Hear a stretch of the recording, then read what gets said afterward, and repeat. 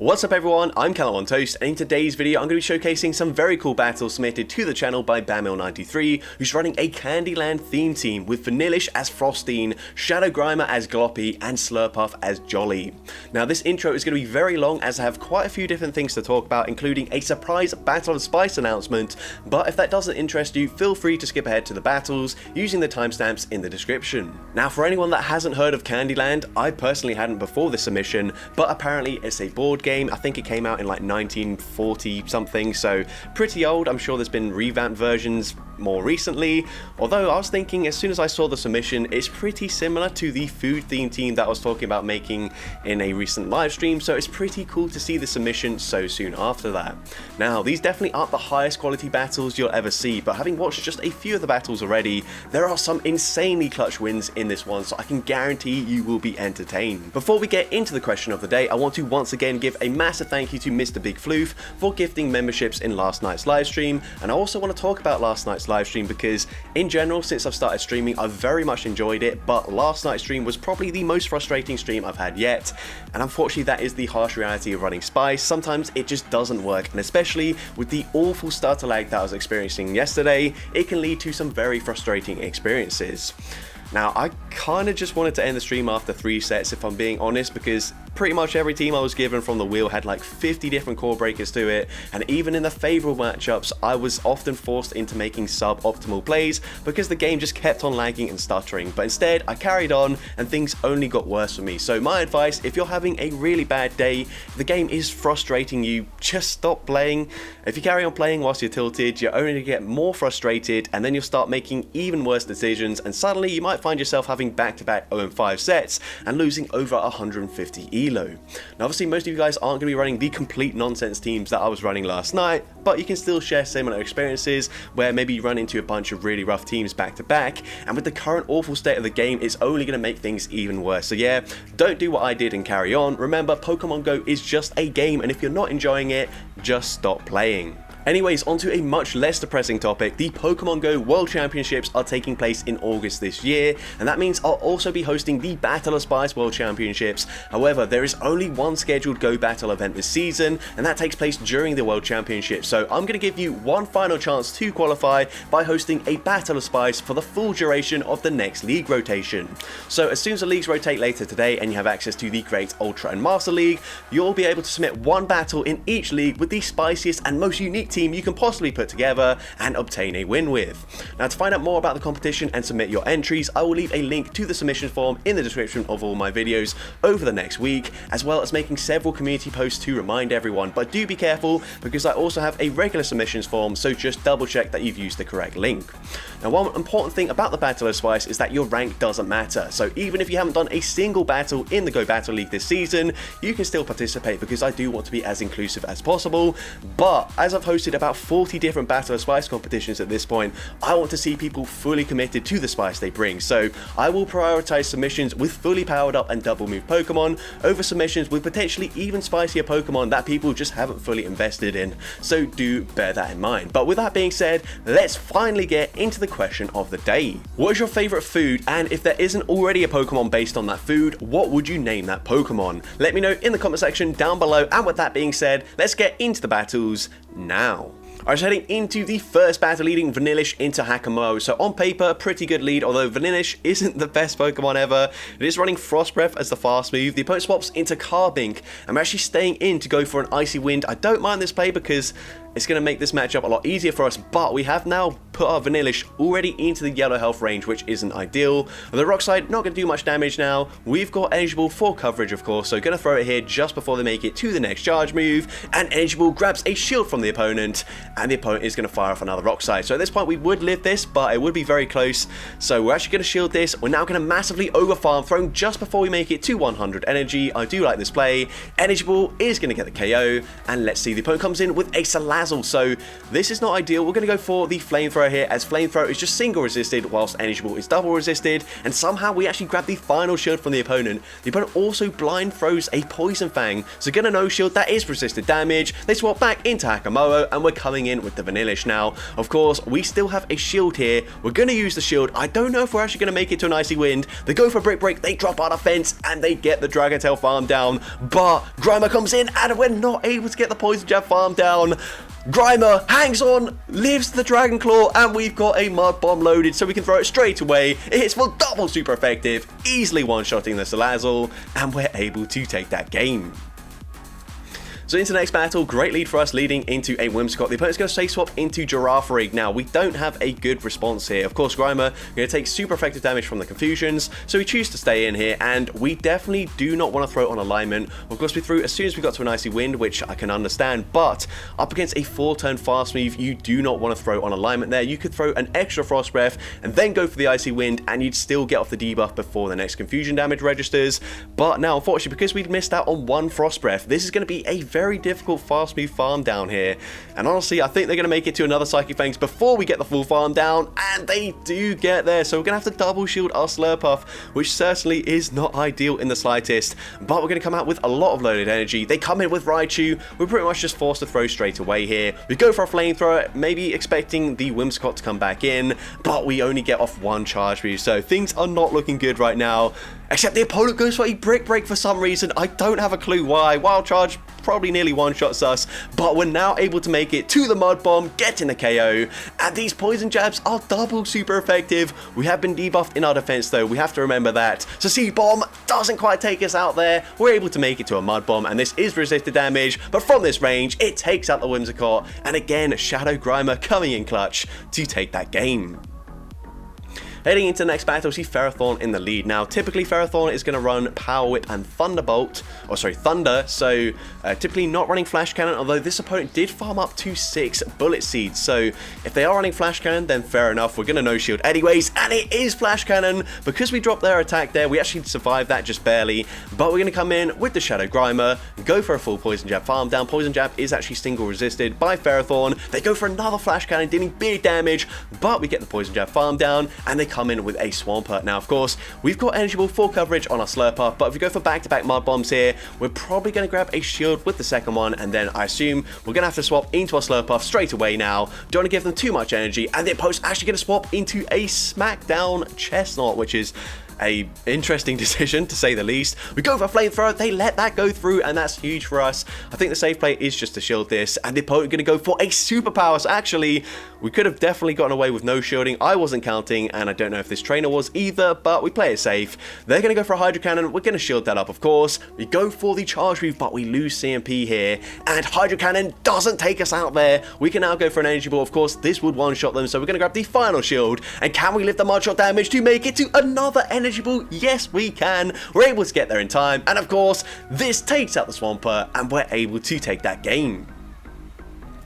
So going into the next battle, awful lead leading into Poliwrath, so we are going to stay in initially. I'm not really sure why we did that, but we swap into Grimer, and they come in with a Credilli. So this is actually not that bad of a matchup, of course. Because of the rock typing, they're only taking neutral damage from the poison, but unless they're running Stone Edge, we should lift the rock slide here, and we do, and now we can just go for a full Poison Jab farm down, flipping switch advantage, and at this point, they come in with Galvantula. Again, we end up throwing on alignment there, which isn't ideal, and we also go for a Mud Bomb, which is completely unnecessary, as we were only making it to one move, so might as well go for the harder hitting Sludge Bomb, but either way we grab a shield there, so it probably doesn't matter all that much. The opponent's going to swap back into Poliwrath, and this is fine now. We can come in with the Slurpuff, doesn't matter what they throw, we can live it pretty comfortably. They go for Icy Wind, dropping our attack, but that's okay. We can go for an Energy Ball here, and Energy Ball does have a chance to drop their defense.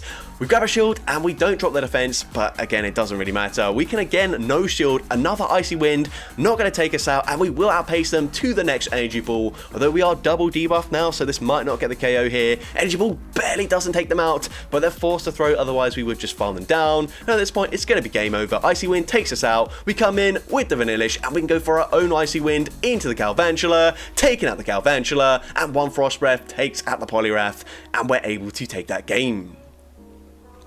Into the next battle, we see Alolan Ninetales in the lead, so if they're running Powder Snow, then this is actually not that bad for us. I mean, they are still going to resist everything we can possibly throw, so not ideal, but at least we're not taking big damage from Charm. They are going to have to throw a Charge Move here to get rid of us, and since we've debuffed their attack with the Icy Wind, Dazzling Gleam isn't enough damage to take us out. They won't be able to farm us down either, so they're going to have to throw a move here.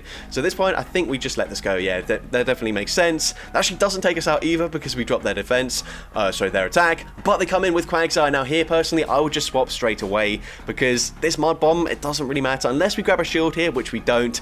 It doesn't help us because an Energy Ball is still going to one-shot them, so that energy kind of just goes to waste there, but that's okay. Gonna let the Mud Bomb go through. We are going to be outpaced to the next charge move here, so definitely going to shield this up.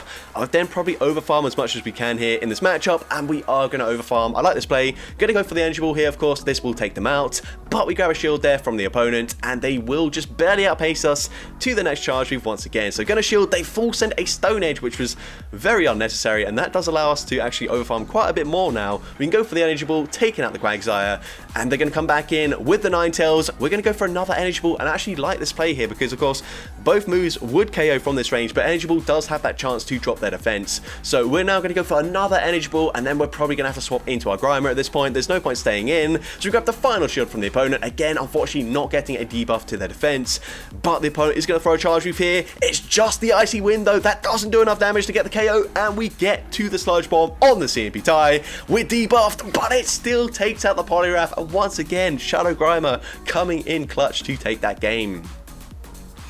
Now, the other day I made a video with the Party Hat Grimer, and Jamie Finn commented saying that it was a bit sad to see that I invested in a regular Grimer instead of the Shadow version, and honestly, after watching these battles so far, I'm kind of jealous that I didn't build a Shadow Grimer, because this thing looks incredibly fun. And once again here, you can see when the opponent say swaps, we stay in with Vanillish, go for an Icy Wind, and I actually really like this play because now we can come in with the Grimer, we can tank 2 brines pretty comfortably, and now we can go for a Mud Bomb, and because we've chipped with the Frost Breath and Icy Wind damage, Mud Bomb puts them into perfect farm down range, so I really like that play. We also come out with a Charge Move loaded, but then of course we're going to go for a Mud Bomb up against a Mandibuzz. So whilst I was just saying how much I like the previous play there, yeah, that was pretty stupid, not gonna lie. And I mean no offense there. I don't know why I said stupid, that was a bit harsh, but yeah, definitely just go for the Sludge Bomb there. I think maybe we're thinking we just want to throw straight away because we don't know what's coming in, and we were fairly low, but just wait to see what comes in and then throw the correct move there. But anyways, we're gonna go for an Icy Wind here. Icy Wind is gonna grab a shield. Now I personally would just swap into Slurpuff because we're still going to have to use a charge move to take out this Mandibuzz, but luckily for us, the opponent swaps back into the Dragonair, and they're just going to concede the match. Honestly, that wasn't game over. We only had resisted charge moves to throw, but we'll definitely take it. Into the next game, we're going to see Umbreon in the lead, so we do have Signal Beam. It hasn't really been useful for us so far, but I honestly don't think it's going to do that much damage up against an Umbreon anyways. Signal Beam does have a chance to, I believe, drop the attack and defense, and we are not going to get it, unfortunately, but it does do some pretty nice damage there. So we're going to no shield, play out the 0 shield scenario. They actually go for Last Resort there, expecting it to do slightly more damage, which it actually does, but still not quite enough damage to take us out. So it looks like Vanillish is going to win the 0 shield scenario up against Umbreon, which is pretty impressive. So we grab a shield there. We also put them into farm down range for the Slurpuff. The opponent goes for Last Resort, but they are debuffed in their attack now, so we tank that very comfortably, and we get the farm down. Now the opponent comes in with Venusaur. We can go straight for the Flamethrower here. Flamethrower is going to do big super effective damage, and I won't be surprised if we try and make a catch here, and we do. We go for the catch. We're going to catch a resisted move, and the opponent goes for a Frenzy Plant there, but they come in with a Confusion Hypno now. Unfortunately, catching that move might cost us here because, of course, it looked like a good play at the time, but we put ourselves into farm down range for the Hypno, and I just don't know if we're going to be able to take them out here. We go for the Energy Ball, we get them fairly low, but Confusions are really going to chunk. I'm not certain if we can go for a full Fairy Wind farm down. It will be very close. They will make it to another charge move, and at this point, the opponent probably should just commit to a fast move beatdown, but we're going to shield the Thunder Punch there, go for the Fairy Wind farm down, and we barely get it in time. We should be throwing straight away. I don't know why we overfarm, but if this Vine Whip takes us out, then it would turn out that we'd lose anyways, because we'd need to go for 2 Fairy Winds after throwing a Flamethrower there to take them out there. So of course, if we went down to 2 Vine Whips there, we wouldn't have got there, but either way, definitely should have thrown straight away. But into the next battle, the opponent probably thinks they're getting Algorithm right now as they lead a Shadow Zapdos into Vanillish. We're going to go for the Icy Wind once again. I really like that play. Then we swap into our Slurpuff. Now, even if they're running Sludge Bomb, which is pretty unlikely these days, Toxicroak is going to run Shadow Ball and Mud Bomb, then we could probably live it after debuffing them. We're going to go for a Flamethrower here. Flamethrower should be enough to get the... Actually, no, never mind. It doesn't get the KO there.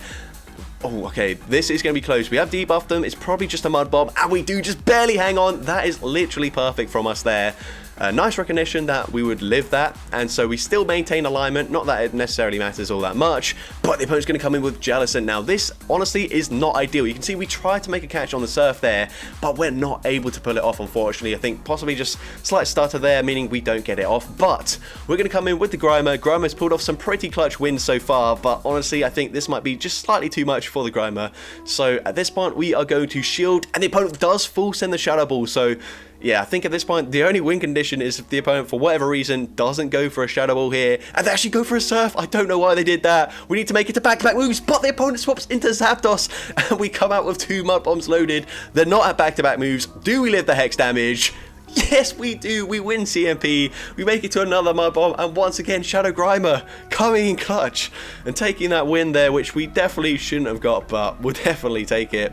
And going into the next battle, we're going to see Mew in the lead. So Mew could have pretty much any charge move right now, so I think safe play is just to shield this, and the opponent is going to go for a flame charge, so definitely the correct play. We probably would live that considering it's non-stab, and flame charge, I mean, it isn't known for hitting particularly hard, but we're going to shield anyways. And at this point, I think we're going to shield again here. So, of course, they're boosting up their attack, but we are just instantly debuffing them once again with an Icy Wind. So, neutralizing that, but we're going to go for the Icy Wind number 2, taking out the Mew there. They come in with Scrafty, and we could swap out, but I actually don't mind this play here, because now we can align our Slurpuff to the Scrafty, and this is a really dominant matchup for us. Of course, Scrafty does now have access to Thunder Punch. They're going to swap into Celebi, and this is not ideal. These confusions are absolutely chunking, but we do throw it on better timing this time around. Going for the Mud Bomb, probably going to grab the final shield, and the opponent commits to the farm down, and we actually get a simultaneous KO, and that is perfect because Celebi could be running, I don't know what kind of moves it runs to be honest, but probably a nuke move that would take out our Slurpuff. But now we can just come in with the Slurpuff. Nothing they throw is going to take us out. We can go for the Fairy Wind farm down,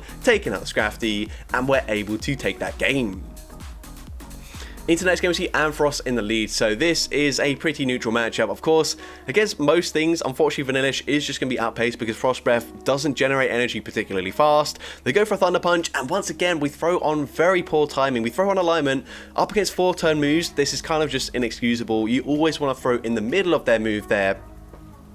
But we're going to shield, and you can see, unfortunately, it wouldn't have made that much of a difference because the Frost Breath didn't take them out there, so we still would have had to shield it if we wanted to maintain alignment. But the opponent comes in with a Clodsire, which is quite interesting as they are weak to ice, and the opponent also doesn't commit to the full farm down, which is huge for us because they're wasting so much energy throwing a Stone Edge there. I mean, who knows Vanillish counts anyway, so I kind of understand why they did throw. But they come in with Venusaur. We're going to go for a Flamethrower once again, and I can see us probably trying to make a swap. Oh, actually, never mind. I thought maybe we'd try and make a catch there, but it doesn't really matter. Either way, we come in with the Grimer. We can tank whatever this move is as it's resisted, and they do outpace us to the next charge move, so we're going to shield this. We can guarantee at least 1 Mud Bomb, and depending on the cycle they're on, I think they should be 7 to the next Stone Edge here, so we should actually make it to back-to-back Mud Bombs on the CMP tie here. We've got the final shield, and we do get there on the CMP tie, and of course, Mud Bomb from this range hits for super protected damage. It takes out the Clodsire, and we're able to take that game. Into the next battle, we see Pelipper in the lead. So this is, again, another neutral matchup, which I'm sure we probably lose, but we are going to let the first move go through here.